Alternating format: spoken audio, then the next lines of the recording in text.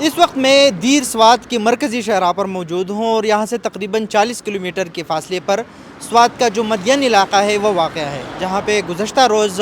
ایک واقعہ سامنے آیا تھا جس میں سیالکوٹ سے تعلق رکھنے والے محمد سلیمان نامی شخص پر قرآن کی توہین کا الزام لگایا گیا تھا۔ پولیس کے مطابق ان کو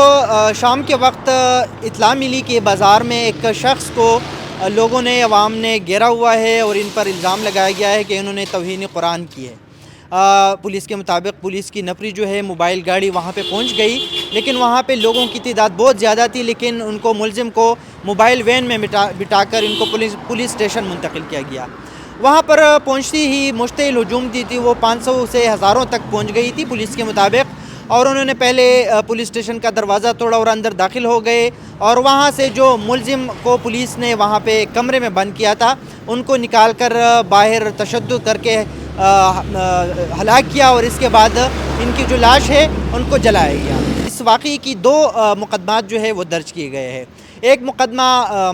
مقتول محمد سلیمان کے خلاف توہین مذہب کا درج کیا گیا ہے، اور دوسرا مقدمہ جو مشتعل مظاہرین تھے اور مشتعل افراد تھے جنہوں نے پولیس اسٹیشن مدین میں توڑ پھوڑ کی ہے، وہاں پہ سامان کو آگ لگایا ہے اور وہاں پہ پولیس کی گاڑیاں جو ہے ان کو بھی نقصان پہنچایا ہے، تو اس کا مقدمہ بھی پولیس کی جانب سے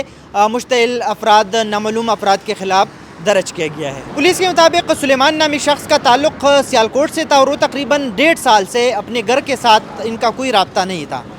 ان کے گھر والوں کے مطابق ان کی والدہ نے ایک ویڈیو پیغام بھی ریکارڈ کیا ہے۔ السلام علیکم، میرا نام شائستہ پروین ہے، میں سلیمان دی امی ہاں۔ ابو جڑے نے وہ 30 سال ہوئے فوت ہو گئے۔ اے باہر سی اتنے گیا ہوا، پھر اتنے پاکستان آیا، یہ شادی کی، پھر یہ لڑائی جھگڑے ساڈے نال کردا رہا، جہاں یہ حصہ سی اسی انہوں دے دیتا ہے، تو اتوں ٹر گیا۔ ہوں 1.5 سال ہو گیا انہوں، اسی ہوں آپ گھر چڑھیا، میرا وہ کوئی تعلق نہیں، میں اہل سنت ہاں، اسی مسلمان ہاں، اسی کوئی غلط کام نہیں کرتے، وہ ساڈا کوئی تعلق نہیں، انہیں کی کیتا ہے یا کی نہیں کیتا، وہ ساڈا تعلق ختم ہو گیا ہے۔ اسی طرح 2022 میں ان کی والدہ کی جانب سے سیالکوٹ کے تانہ سیول لائن میں محمد سلیمان نامی شخص کے خلاف ایک گھریلو تشدد کا FIR بھی درج ہے، جس میں ان کی والدہ نے الزام لگایا ہے کہ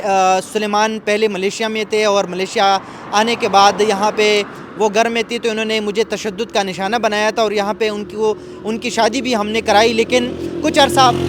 بعد وہ شادی جو ہے وہ کامیاب نہ ہو سکی اور وہ طلاق پہ ختم ہوئی۔ اب سے کچھ دیر پہلے جب ہم نے پولیس کے ساتھ بات کی تو ان کا کہنا تھا کہ مدین اور سوات میں اب صورتحال جو ہے وہ قابو میں ہے، حالات نارمل ہے، اور سیاح جو ہے پورے ملک سے وہ ابھی آ سکتے ہیں، اس طرح کوئی بھی مسئلہ نہیں ہے۔ وہاں پہ ہم نے کچھ ٹورسٹ جو کمپنیز ہے ان کے جو